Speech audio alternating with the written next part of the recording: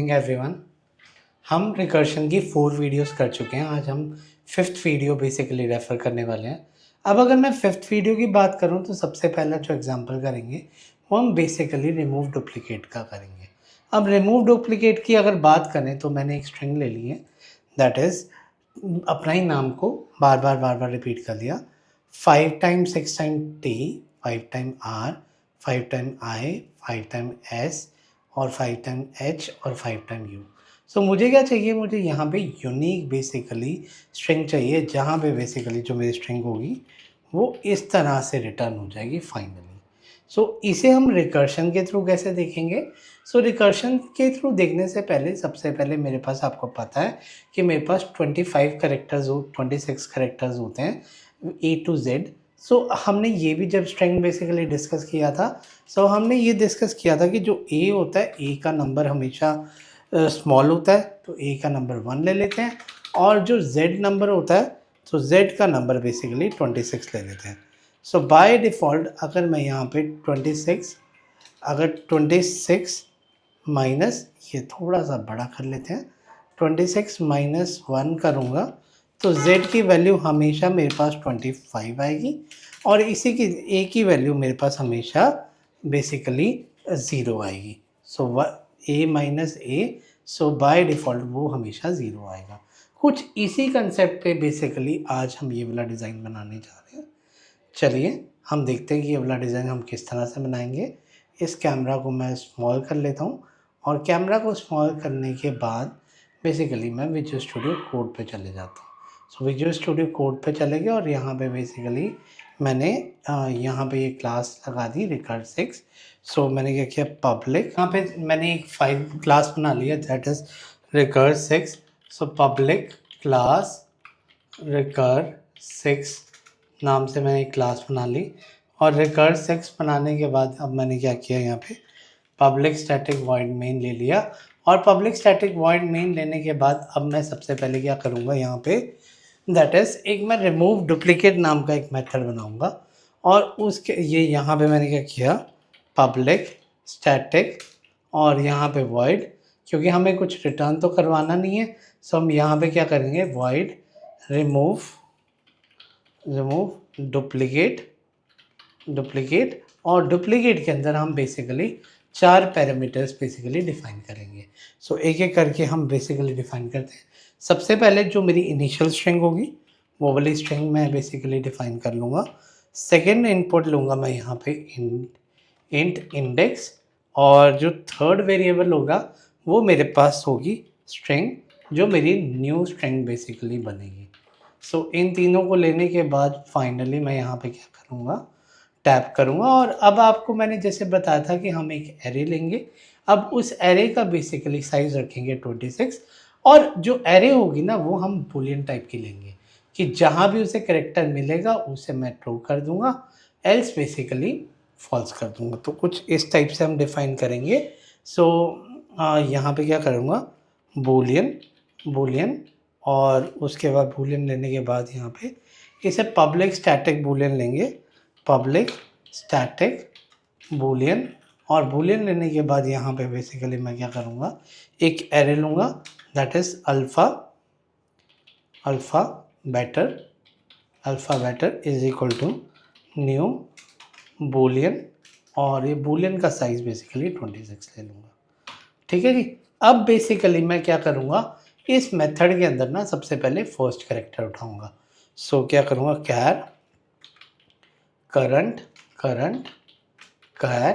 Is equal to char is equal to, यहाँ पे basically मैं क्या करूँगा, str जो मेरी स्ट्रिंग होगी, str डॉट करेक्टर एट, और यहाँ पे बेसिकली इंडेक्स बेसिकली डिफाइन कर दिया। इतना डिफाइन करने के बाद अब मैं नेक्स्ट स्टेप पे जाऊँगा, करेंगे इफ़ अगर मेरे पास जो अल्फ़ा बेटर है उसमें से करंट करेक्टर माइनस ए, करंट कैर माइनस ए अगर लूँगा, इफ़ ये मेरे पास ट्रू होगा, सो ए जो है बेसिकली मेरे पास करेक्टर है, तो मैं इसे सिंगल कोट में ले लूँगा, और सिंगल कोट में लेने के बाद यहाँ पे क्या करूँगा, अगर ये ट्रू है तो मैं क्या करूँगा, यहाँ पे बेसिकली इसी मेथड को फिर से कॉल कर दूंगा, that is remove duplicate. Remove duplicate में स्ट्रिंग के अंदर स्ट्रिंग को और इंडेक्स प्लस 1 कर दूंगा, और जो न्यू स्ट्रिंग है, न्यू स्ट्रिंग को बेसिकली ऐसे का ऐसे कर दूंगा, कोई चेंज नहीं आएगा। अगर वो ट्रू होगा सो कोई चेंजेस नहीं होंगे, अगर एल्स पार्ट होगा, एल्स पार्ट में जाएंगे। एल्स पार्ट में बेसिकली यहाँ पे क्या करेंगे, अब कर्ली ब्रेसेस लगाया, रिमूव डुप्लीकेट। रिमूव डुप्लीकेट में बेसिकली अब हम 2-3 स्टेप्स करेंगे। सबसे पहले जो मेरी न्यू स्ट्रिंग थी, न्यू स्ट्रिंग और plus equal to current character, current character, ये मेरे पास फर्स्ट वैल्यू आ गई। और सेकंड वैल्यू होगी जो अल्फ़ा, ये वाली जो लाइन लिखी हुई थी ना, ये वाली लाइन अब बेसिकली मेरे पास एक कैरेक्टर आ चुका है। सो मैं क्या करूँगा, इस वाली लाइन को यहाँ पेस्ट करूँगा और इक्वल टू मैं इसे ट्रू कर दूँगा कि दोबारा से वो इस अल्फ़ाबेट को चेक ना करे। फॉर एग्जांपल टी आ गया, सो अब वो टी में बेसिकली और इसे को कर लेगा, और यहाँ पे बेसिकली अब इंडेक्स प्लस 1 कर देंगे। सो ये बेसिकली इतना सा काम हो गया मेरे पास। और इतना काम करने के बाद अब जैसे आपको पता है रिकर्शन में हम कोई ना कोई बेस केस रखते हैं, तो यहाँ पे लिखेंगे इफ़ जो मेरे पास इंडेक्स है, index if double equal to मेरे पास str डॉट लेंथ अगर str डॉट लेंथ के बराबर है, सो बेसिकली आप उस टाइम पे क्या करोगे, यहाँ पे आप क्या करोगे, एस आउट कर दोगे। एस आउट मतलब मेरी पूरी काम हो चुका है। सो न्यू स्ट्रिंग आप बेसिकली प्रिंट करवा दोगे, और प्रिंट करवाने के बाद रिटर्न करवा दोगे। सो रिटर्न करवाने के बाद बाय डिफ़ॉल्ट इसे सेव किया, और यहाँ पे क्या किया, जो मैंने पेंट के अंदर वेरिएबल लिया हुआ था स्ट्रिंग str, सो यहाँ पे लिखा स्ट्रिंग s1 इक्वल टू, ये पेस्ट कर दिया। आई थिंक वो उसने कुछ एक्स्ट्रा ही वो लगा दिए स्पेसेस, सो इन सब को हटाते हैं और ये वाला यहाँ पे बंद कर दे। इसे करने के बाद नेक्स्ट क्या करता हूँ, रिमूव डुप्लीकेट को कॉल करवा देता हूँ। इसके अंदर s1 पास कर दिया, इंडेक्स पास कर दिया, और बेसिकली यहाँ पे मैं इस तरह से सेव करवाता हूँ। जैसे ही मैं रन करवाऊँगा, सो रन करवाने के बाद आप अगर फाइनल आउटपुट देखो, सो फाइनल आउटपुट यहाँ दिख नहीं रहा है। सो बाय डिफ़ॉल्ट त्रिशु आ गया। अब त्रिशु आ गया तो बाय डिफ़ॉल्ट ये वाला मेरा, इसने सारे को मतलब बेसिकली आइटरेट कर दिया, और जो भी डुप्लीकेट था उसने वो डुप्लीकेट को बेसिकली हाइड कर दिया। अगली रिक्वायरमेंट है, अगले रिक्वायरमेंट में हम बेसिकली रिकर्जन के थ्रू देखेंगे कि हमारे पास इस वाले पॉइंटर से हम यहाँ पे किस किस तरह से पहुँचते हैं। सो वो कहते हैं ना, दिल्ली पहुंचने के एक तरीका नहीं है, दिल्ली पहुंचने का 10 तरीका है। या तो आप ओल्ड अम्बाला रोड से चले जाओ, या ज़ीरकपुर रोड से चले जाओ, या आप सहारनपुर से चले जाओ। वैसे ही मुझे यहाँ से बेसिकली यहाँ तक जाना है, बट इसके अंदर वो चेस्ट वाला डायगोनल नहीं है। या तो आप राइट जा सकते हो या आप डाउनवर्ड जा सकते हो। सो अगर मैनुअली हम देखें कि इसका अगर जाने का रास्ता है, सो हम पेंसिल से देखते हैं। या तो मैं ये इसे पेंसिल के तरीके से देखते हैं कि पेंसिल के तरीके से किस तरह से, या तो मैं ऐसे जाके ऐसे जा सकता हूँ, ये तरीका एक हो गया। या मैं ऐसे जाके ऐसे 2 तरीके हो गए। या बेसिकली मैं क्या कर सकता हूँ, ऐसे जाके और ऐसे, ये 3 तरीके हो गए। या पूरा का पूरा मैं ऐसे जाके ऐसे, ये चौथा तरीका हो गया।